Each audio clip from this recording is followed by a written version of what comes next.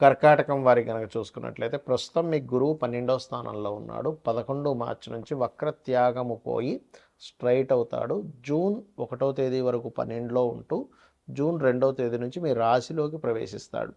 దీని మూలంగా కలిగేటువంటి ఫలితాలు, ఎటువంటి విషయాల పట్ల మీరు జాగ్రత్తగా ఉండాలి, ఎటువంటి పరిహార మార్గం చేసుకోవాలనేటువంటి అంశాలు చెప్తుంది నేనైనప్పటికీ చెప్పిస్తుంది సాక్షాత్ లలిత అమ్మవారిగా భావిస్తూ.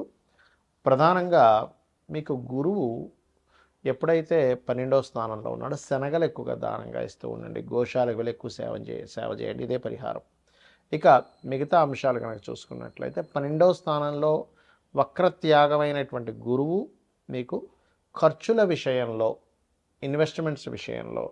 ఇన్వెస్ట్మెంట్స్ చేస్తే అద్భుతంగా వస్తున్నట్టు అనిపిస్తుంది. మళ్ళీ అట్ ద సేమ్ టైం ఎక్కడో ఇదేంటి నేను ఏమైనా ఇన్వెస్ట్మెంట్ తగ్గించి చేస్తున్నానా ఏంటి, అంటే నేను తప్పు దీంట్లో ఇన్వెస్ట్మెంట్ చేస్తున్నాను ఒక సంశయాన్ని కూడా ఇస్తూ ఉంటుంది. 12వ స్థానం మిథునం ఏదైతే అయిందో ఆ మిథునము గురువు యొక్క రాసుల్లో, బుధుడి యొక్క రాశిలో గురువు ఉండడం వల్ల ఇటువంటి సిచ్యువేషన్స్ అంటే కంపల్సరీ తప్పనిసరి ఖర్చు పెట్టవలసిన పరిస్థితి రావడము, వద్దన్నా సరే ఖర్చు పెట్టాల్సిన రావడం. కొంతమంది పెద్దవాళ్ళు ఉంటారు, అంటే ఊరికి పెద్దవాళ్ళు ఉంటారు, వాళ్ళు చూడండి ఒక్కోసారి వాళ్ళ స్థితిగతులు బాగోకపోయినా ఊళ్ళో ఉండే వాళ్ళకి హోదా కోసం కొన్ని ఖర్చు పెడుతూ ఉంటారు. దేవతా సంబంధించిన విషయాలు అంటే ఒకటేంటంటే దేవతా సంబంధించిన ఉత్సవాలకని లేకపోతే ఆలయాలకని పెట్టే ఖర్చు ఖచ్చితంగా మిమ్మల్ని మీ యొక్క వంశాన్ని కాపాడుతూ ఉంటుంది. అందులో ఒక్క రూపాయి కూడా వేస్ట్ అవ్వదు. మీరు వేరే వాటికి ఎంత ఖర్చు పెట్టినా వేరే. కానీ అయితే ఇక్కడ ఏంటంటే ఫస్ట్ ఆఫ్ ఆల్ ఈ 12వ స్థానంలో ఎప్పుడైతే ఈ యొక్క గ్రహం ఉందో గుర్తుపెట్టుకోండి, 12వ స్థానంలో ఉండేటువంటి గురువు ఇటువంటి విషయాలే చూపిస్తూ ఉంటాడు. మరి రాశిలోకి ఎప్పుడైతే జూన్ 2వ తేదీ నుంచి గురువు వస్తున్నాడో ఇక్కడ నుంచి కొంత అంటే స్ట్రెస్ పెరుగుతుంది, కొంత స్టెబిలిటీ కూడా అవుతారు కొన్ని విషయాల్లో. కాకపోతే ఇక్కడ నుంచి మీకు వివాహం కోసం చేసే ప్రయత్నం ఫలిస్తుంది. అదేవిధంగా సంతానం కోసం చేసే ప్రయత్నం కూడా ఫలించడానికి జూన్ 2 నుంచి నవంబర్ వరకు దీని యొక్క ప్రభావం చూపిస్తూ ఉంటుంది పాజిటివ్గా. అయితే మీకు ఎటువంటి మనీ సంబంధించిన డీల్స్ చేసేటప్పుడైనా కొంచెం ఎక్కడైనా స్ట్రక్ అవుతుందా మనం మనీ కనుక ధనాన్ని ఇక్కడ ఇచ్చినట్లయితే అనేటువంటి విషయాన్ని కాస్త చూసుకొని చేయండి. రెగ్యులర్గా గణపతి ఆరాధన చేయండి. ఉద్యోగ సంబంధించిన రీత్యా వేరే ప్రాంతానికి వెళ్ళినట్లయితే బాగుంటుంది. కాస్త వేరే వాహనం మీద వెళ్ళేటప్పుడు అతివేగం అనేటువంటిది పనికిరాదు. అయితే మీ యొక్క పర్సనల్ చార్ట్లో ఏదైనా ఒక గ్రహం వక్రించిందనుకోండి, అసలు మనకి మొత్తం 9 గ్రహాలలో అంటే రవిచంద్రులు ఎప్పుడూ వక్రించవు, రాహుకేతువులు ఎప్పుడూ వక్రగతిలోనే ఉంటాయి. అయితే ప్రత్యేకంగా వక్రించేటువంటి గ్రహాలు ఏమిటి అని చెప్పి చూసుకున్నట్లయితే గురువు, శని, కుజుడు, బుధుడు, శుక్రుడు, ఈ 5 గ్రహాలు. మన పర్సనల్ చార్ట్లో వక్రగతి చెందిన గ్రహానికి నాడీ ఆస్ట్రాలజీలో, గురుగునంద నాడీ ఆస్ట్రాలజీలో ఒక విశేషమైనటువంటి అర్థం చెప్పారు. దానికి ఏమిటది? గురువు వక్రించాడు ఉదాహరణకి అంటే జీవుడు తను ఉన్న ప్రదేశం నుంచి మారుతాడు ఒకటి. రెండవది తను ఏ రాశిలో ఉండి వక్రించి ఏ రాశి వైపు వెళ్తున్నాడో దాన్ని బట్టి కూడా రిజల్ట్ ఉంటుంది. ఏ గ్రహాన్ని వదిలిపెట్టి ఇంకే గ్రహంలోకి వెళ్తున్నాడు అనే దాన్ని బట్టి కూడా రిజల్ట్ ఉంటుంది.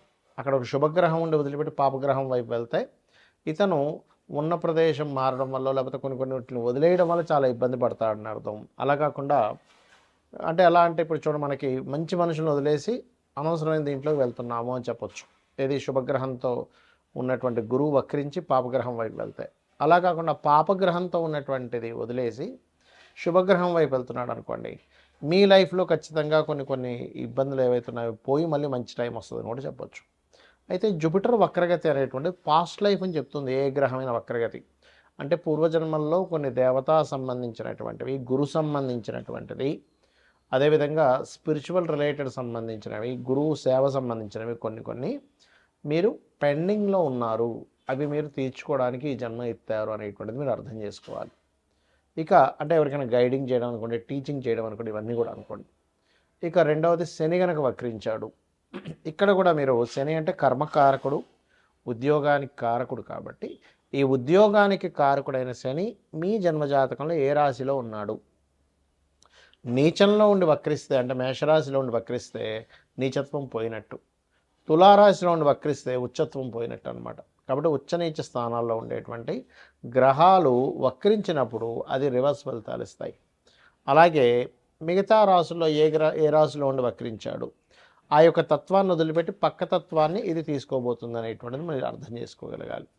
అలాగే ఇక్కడ ఏంటంటే ఎప్పుడైనా శని భగవానుడు వక్రించాడు అంటే పూర్వజన్మల్లో మనము చేయవలసినంత జాబ్ అనుకోండి, మనం ఎక్కడో మనకు ఒక జాబ్ ఇస్తే ఆ జాబ్ని సరిగా చేయకపోవడం వల్ల మన కర్మలు కొన్నిటిని వదిలేసాము, పూర్తి చేయలేదు. ఆ కర్మలు కంప్లీట్ చేయడానికి ఈ జన్మలో పుట్టాము. అందుకే ఎవరైనా శని వక్రించినప్పుడు అది ముఖ్యంగా డియోల్ సైన్ వెళ్ళినప్పుడు డియోల్ కారకుడితో కనెక్ట్ అవుతున్నప్పుడు రెండు జాబులు చేస్తారు. అది. ఇక మరొక విషయం ఏంటంటే ఇక్కడ ఉన్న ప్రదేశం నుంచి ఇతర ప్రదేశాలకు వెళ్తే వీళ్ళ యొక్క కెరీర్ బాగుంటుంది అనేటువంటి సంకేతం మీ జన్మజాతకంలో కనుక శని వక్రించాడంటే. ఇక కుజుడు వక్రించాడు, అది ఉండే కండిషన్ బట్టి, అంటే ఇప్పుడు కుజుడు కనుక వక్రించి మంచి స్థానం వైపు వెళ్తూ ఉంటే భూముల వల్ల కలిసి రావడము, కుజుడు కనుక వక్రించి ఏ కేతు గ్రహంతో లేకపోతే కొన్ని పాపగ్రహాలతో కలిస్తే భూముల వల్ల ఇబ్బంది రావడము, అదేవిధంగా అన్నదమ్ముల వల్ల ఇబ్బంది రావడము, మనిషి యొక్క మనకి వెన్నుముక్క అంటారు, వెన్నుముక్కకి సంబంధించిన బ్లడ్ సంబంధించిన జీవిత భాగస్వామిలో ముఖ్యంగా స్త్రీలకి భర్త సంబంధించినటువంటి విషయాల్లో ఉంటూ ఉంటుంది. అదేవిధంగా మరొక విషయం ఏంటంటే పరాక్రమ కారకుడు కాబట్టి ఏ స్థానంలో ఉండి వక్రించాడని చూడాలి. 4లో ఉండి వక్రిస్తే 3లోకి వస్తున్నాడు కాబట్టి పరాక్రమం ఉంటుంది. అంటే ఇక్కడ ఏంటంటే అది ఎన్ని డిగ్రీల్లో ఉండి వక్రించింది, ఏ నక్షత్రంలో ఉండి వక్రించింది, ఏ రాశిలో ఉండి వక్రించింది, వక్రించిన తర్వాత ఏ గ్రహాలు అనేది కనెక్ట్ అవుతుంది అనేది ముఖ్యంగా చూడాలి వక్రించిన గ్రహం మూలంగా. అలాగే బుధుడు శుక్రుడు. బుధుడు వక్రించాలంటే దాని అర్థం ఏమిటంటే నాలెడ్జ్ షేర్ చేయడానికి పుట్టావు నీవు ఎంత నాలెడ్జ్ని షేర్ చేస్తూ ఉంటే లైఫ్లో అంత ఎదుగుతూ ఉంటావని దీని యొక్క అర్థం.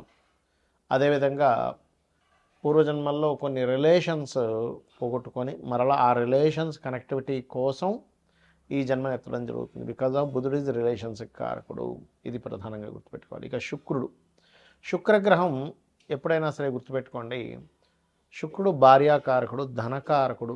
కాబట్టి ధనము ఉన్న ప్రదేశం నుంచి ఇతర ప్రదేశాలకు వెళ్ళడం వల్ల వస్తుందని చెప్పొచ్చు, లేదా ఇతర ప్రదేశాలకి వెళ్ళినప్పుడు కొంతమందికి ఇబ్బంది జరుగుతుంది. ఎప్పుడంటే పక్క రాసుల్లో కనుక అది వక్రించిన రాశి, అంటే ఉదాహరణకి మేషంలో వక్రించాడు, మీనంలోకి వెళ్తున్నాడు, ఉచ్చస్థానం వైపు వెళ్తున్నాడు. అలా కాకుండా మీనంలో ఉచ్చస్థానంలో వక్రించాడు, ఉచ్చస్థానం పోగొట్టుకుంటుంది.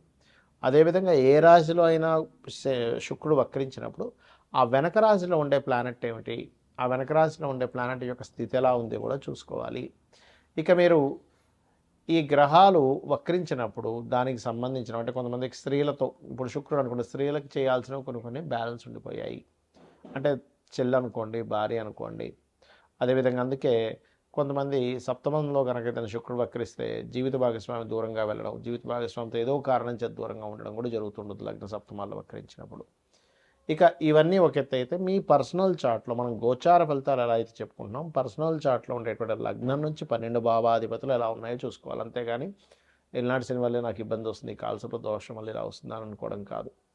ఇవి చూసుకుంటూ మీకు సరే మీ జాతకం తెలియదు రెగ్యులర్గా రోజు లలితా సహస్రనామాల యొక్క శ్రవణం కానీ పఠనం కానీ చేయండి, ఖచ్చితంగా మీకు బాగుంటుంది. శ్రీమాత్రే నమః.